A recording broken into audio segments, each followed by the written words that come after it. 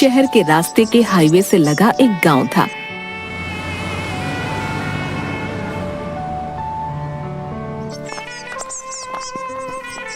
उस गांव में झुमरी अपने मजदूर पति और 10 साल के बच्चे कन्नू के साथ रहती थी।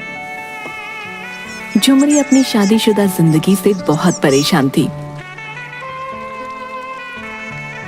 उसका पति रोशन जितनी भी मजदूरी में कमाता था वो उतना ही शराब में खर्च कर देता।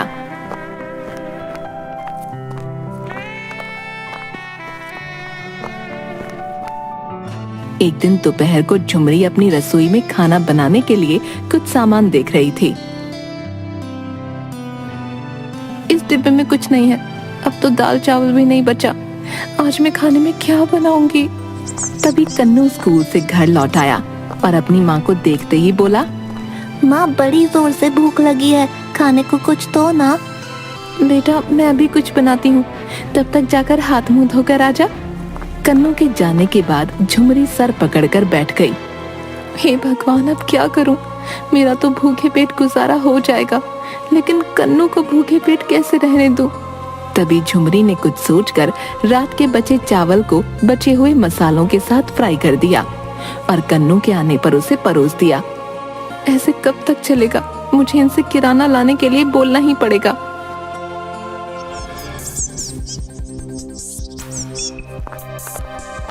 शाम को जब उसका पति काम से लौटा तो झुमरी ने उसे शराब के नशे में देखा। आज फिर आप शराब पीकर आए हैं। सारा पैसा आप शराब में बर्बाद कर देते हैं। घर का सारा राशन खत्म हो गया है। कम से कम आप जाकर दुकान से सामान तो ले आइए। सामान कहाँ से लाऊं? मेरे पास कोई पैसा नहीं है, समझी? लेकिन आपको परसों ही तो तनख्वाह मिली थी। आपने सारे पैसों का क्या किया?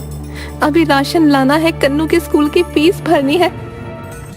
मेरे पास इतने पैसे नहीं है। कन्नू को स्कूल जाने की जरूरत नहीं है, समझी? मैं तो कब से कह रहा हूँ उसे मेरे साथ काम पे भेजा करो, लेकिन तुम्हें तो उसे पढ़ाने लिखाने की धुन सवार है। तो क्या आप चाहते हैं कि वो भी आपकी तरह मजदूरी करे? अगर वो पढ़ेगा तो कुछ अच्छा काम कर पाएगा। तो फिर तुम खुद ही उसकी पढ़ाई की व्यवस्था करो, मुझसे वैसे मत मांगो, समझी? लेकिन मैं कहाँ से पैसे लाऊंगी? इस तरह कई दिनों तक झुमरी और रोशन के बीच बहस होती रही। रोजाना रोशन शराब के नशे में आता और झुमरी और कन्नू को बुरा भला कहता, और अब तो वो झुमरी पर हाथ भी उठाने लगा। पैसे और राशन की कमी से कन्नू को भी कई बार भूखा ही रहना पड़ता। एक बार कन्नू कमजोरी से बेहोश हो गया।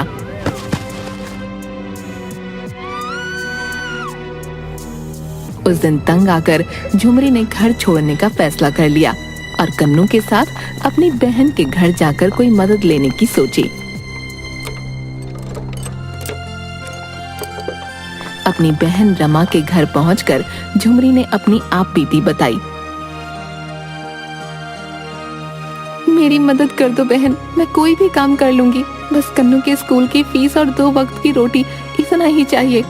झुमरी, तूने उस शराबी का साथ छोड़कर अच्छा किया। तू फिक्र मत कर, तेरे जीजा जी का रेस्टोरेंट है, वो तुम्हें कोई ना कोई काम दे ही देंगे। हाँ झुमरी, तुम कुछ वक्त के लिए यहीं रह सकती हो। मैं तुम्हें रेस्टोरेंट में काम दे दूंगा और उस काम की पगार भी दूंगा, ठीक है? मैं यहाँ रहकर आप पर बोझ नहीं बनना चाहती। अगर रेस्टोरेंट में कोई कमरा हो तो मुझे वहीं रहने की इजाजत दीजिए। बदले में मैं रात में सफाई भी कर दूंगी और वहाँ पहरा भी रहेगा। राहुल झुमरी की बात मान लेता है और दोनों को रेस्टोरेंट के कमरे में रहने की इजाजत दे देता है। झुमरी वहाँ काम करने लगती है। एक दिन रेस्टोरेंट का रसोइया बहुत बीमार पड़ गया और उसकी जगह राहुल को तुरंत कोई दूसरा रसोइया नहीं मिल रहा था। तब झुमरी राहुल को परेशान देखकर बोली, जीजा जी, अगर आपको परेशानी ना हो तो आज का खाना मैं तैयार कर देती हूँ। राहुल के पास कोई चारा नहीं था और कस्टमर्स के आने का वक्त हो चला था, इसलिए उसने झुमरी को उस दिन का खाना तैयार करने को कहा। रेस्टोरेंट में एक 4 कस्टमर आकर टेबल पर बैठे। राहुल उनका ऑर्डर लेने गया। भैया 1 प्लेट कढ़ाई पनीर, 15 रोटियां, तड़के वाली दाल और बाद में फिर 1 प्लेट चावल ले आना, ठीक है? राहुल ऑर्डर लेकर झुमरी को खाना तैयार करने को बोलता है। थोड़ी ही देर में वेटर उन लोगों के सामने खाना लगाता है। खाने का पहला निवाला चखते ही उस आदमी ने कहा, अरे वाह राहुल भाई, आज आपके खाने की बात ही अलग है। वाह, क्या लजीज स्वाद है भैया, वाह। आहा, हाँ भैया, पनीर की सब्जी तो बहुत ही लाजवाब है भैया, वाह। आहा हा हा। राहुल ये सुनकर बहुत खुश था। उसने अंदर जाकर झुमरी से उसके काम की तारीफ की। वाह झुमरी, तुम तो सच में छुपी रुस्तम निकली हैं? क्या खाना बनाया है, कस्टमर बहुत खुश थे। बहुत बढ़िया, बहुत बढ़िया। बस दिल से बनाया जीजा जी, उन्हें अच्छा लगा, बड़ी अच्छी बात है। उस दिन हर कस्टमर ने खाने के टेस्ट की बड़ी तारीफ की। तब झुमरी को अपने ऊपर आत्मविश्वास आया कि वो खुद भी कुछ अच्छा काम कर सकती है।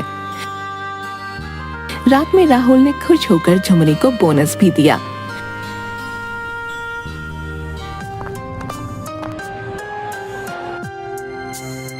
छह महीने में झुमरी ने इतना पैसा जमा कर लिया कि वो खुद एक छोटा सा काम शुरू कर सके।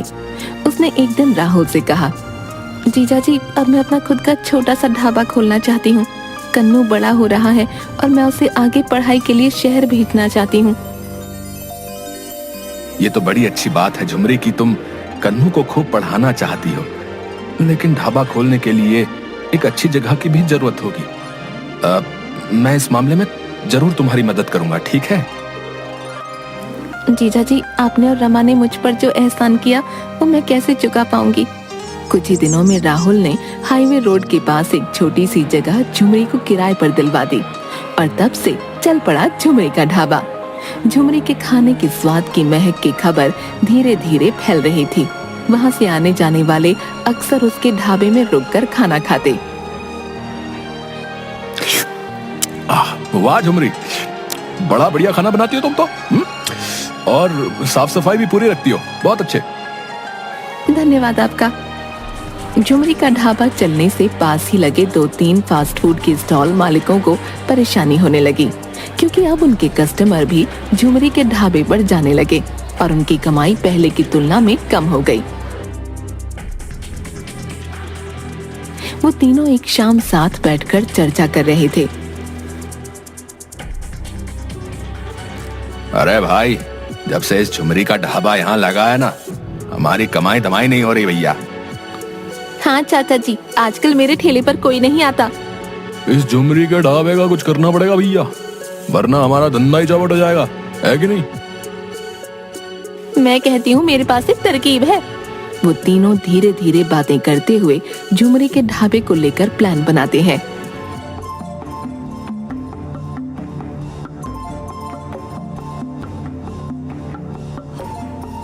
अगले दिन झुमरी सुबह से सफाई करके खाना बनाने की सारी तैयारी करके रखती है।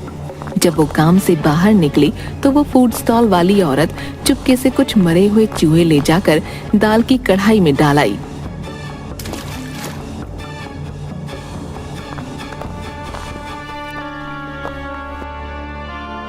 कन्नू ने ये सब खिड़की से देख लिया और सब कुछ जाकर अपनी माँ झुमरी को बता दिया। माँ, वो ठेले वाली आंटी ने मरा हुआ चूहा दाल के पतीले में डाल दिया। क्या सच में? अरे ये किसी को आराम से 2 पैसे कमाते हुए भी नहीं देख सकते। झुमरी चुपचाप उस दाल को बदलकर फिर से नई दाल पकाती है। इस सब से झुमरी सतर्क हो गई थी और उन 3 लोगों को झुमरी के खिलाफ कुछ करने का मौका नहीं मिल रहा था। एक दिन तंग आकर वो औरत बाकी दोनों से कहती है, क्यों ना इस झुमरी का ढाबा ही जला दिया जाए? अरे नहीं, किसी की जान का नुकसान हुआ तो मैं ऐसा काम नहीं करूंगा बाबा। मुझे तो ये सुझाव अच्छा लगा। झुमरी का ढाबा जड़ से मिट जाएगा और हमारा काम दोबारा अच्छा चलने लगेगा। हाँ। उस रात वो दोनों चुपके से जाकर झुमरी के ढाबे के आसपास मिट्टी का तेल डालने लगे। आज के बाद इस ढाबे का नामो निशान खत्म। उसी वक्त उस औरत से गलती से एक सामान गिर गया और झुमरी की आंख खुल गई। झुमरी उठकर बड़ी सावधानी से खिड़की के पास जाकर देखती है तो सारा माजरा समझ जाती है। इससे पहले कि वो लोग आग लगाते झुमरी वहां पहुंच गई। उसे देखकर वो दोनों बड़ा घबरा गए। मैं इतने दिनों से आप लोगों की सारी उल्टी सीधी हरकतें बर्दाश्त कर रही थी, लेकिन अब तो आप लोगों ने हद ही पार कर दी। आप यहाँ आग लगाने चले आए और ये भी नहीं सोचा कि मैं और मेरा बेटा यहीं अंदर होंगे। आप लोग अपना उल्लू सीधा करने के लिए किसी की जान लेने पर उतारू हो गए। क्यों राधा, तुम्हारी भी तो मेरे बराबर की बेटी है ना। तुम्हारी बेटी और तुम्हारे साथ कोई ऐसा करे तो? ये सुनकर उस औरत और आदमी ने सर झुका लिया। अगर मेरे ढाबे से आपकी ग्राहकी कम हुई है तो मेरे काम को खराब करने में ध्यान देने के बजाय आप लोगों को अपना काम अच्छा करना चाहिए। किसी के नुकसान में अपना फायदा नहीं देखना चाहिए। आज एक बार फिर मैं आखिरी बार आपको जाने दे रही हूँ, लेकिन अगर आपने कुछ करने की कोशिश की तो मैं पुलिस में शिकायत दर्ज कराऊंगी। झुमरी की बातों से डरकर और शर्मिंदा होकर वो लोग तुरंत वहां से निकल गए, लेकिन बदले की आग से तीनों और ज्यादा बिलबिलाने लगे। एक शाम को नहर के किनारे दोनों ठेले वाले शराब की बोतल हाथ में लिए। उस झुमरी को आज ऐसा सबक सिखाएंगे कि जिंदगी भर याद रखेगी भाई। उस दिन की बेइज्जती अभी तक मेरे दिमाग में घूम रही है भाई। उसको आज नहीं छोड़ूंगा मैं। शाम के खाने का वक्त था। झुमरी अपने ढाबे पर बैठे ग्राहकों को खाना खिला रही थी। ओह बहन जी, मजा ही आ गया आज तो खाने में। और क्या दाल मखनी बनाई थी आपने। आहा, 2 दिन तक स्वाद नहीं जाने वाला। ओ सौरभ दी ओ। धन्यवाद सरदार जी, बस आप लोगों का प्यार है जिसकी वजह से आज अपने परिवार को पाल रही हूँ। अच्छा बहन जी, अब मैं चलता हूँ। 12 बजे तक गड्डी हिमाचल के बद्दी में लगानी है। ओ छट्टू ओए, ओ चल जल्दी शीशे पे कपड़ा मार। और ट्रक वाला वहाँ से चला जाता है। ओ मैं निकला ओ गड्डी लेके, ओ सड़क पे ओ एक मोड़ आया, ओथे गड्डी छोड़ आया। ओए उसके कुछ ही देर बाद दोनों ठेले वाले झुमरी के ढाबे पर आ जाते हैं। अरे ओ झुमरिया, बहुत मचक रही थी उस दिन, हैं? आज तेरा हिसाब बराबर करने आया, समझी? उस दिन तुम लोगों को पुलिस के हवाले कर ही देना चाहिए था। तुम लोग सीधे तरीके से बात नहीं मानने वाले। आज तुझे बगल वाली नहर में धकेल कर तेरा किस्सा खत्म कर दूंगा मैं। ढाबे पर खाना खाने वाले सब लोग तमाशा देखने लगे, लेकिन कोई उन शराबियों को रोकने की हिम्मत नहीं कर पा रहा था। दोनों आदमी झुमरी से बदतमीजी करने लगे। तभी ढाबे पर एक ट्रक आकर खड़ा होता है। ओ बेवड़े, इधर उधर अकेली औरत पे क्या दौड़ जमाते हो हैं? अबे तू कौन है? निकल यहाँ से बे, नहीं तो हड्डी पसली एक कर दूंगा। ओए तेरी मानू मासी आँखां हैं। और रुक तू रुक। सरदार जी तभी उसको एक हाथ से बगल में दबोच लेते हैं और अच्छे से धुलाई कर देते हैं। ओ बहन जी, अब जमाना बदल गया है, अपनी रक्षा खुद ही करनी पड़ती है। ओ उठाओ डंडा और शुरू हो जाओ। तभी झुमरी गुस्से से पास ही पड़ा डंडा उठाती है और दूसरे शराबी की पिटाई करना शुरू कर देती है। अरे भाई बचाओ, छोड़ो भाई, छोड़ दो, माफ कर दो भाई, छोड़ दो भाई, मारो भाई, गलती हो गई। तभी वहाँ पुलिस आ जाती है और दोनों शराबियों को गिरफ्तार कर लेती है। ओ आओ जी, ओ इंस्पेक्टर साहब, ओ ले जाओ इन्हें और बाकी की खातिरदारी थाने में करो इनकी। अरे चल, अरे थाने को बहुत गर्मी चढ़ी है, हैं? ले चल इनको, आज जरा आन मिलो सजना करते हैं इनके साथ।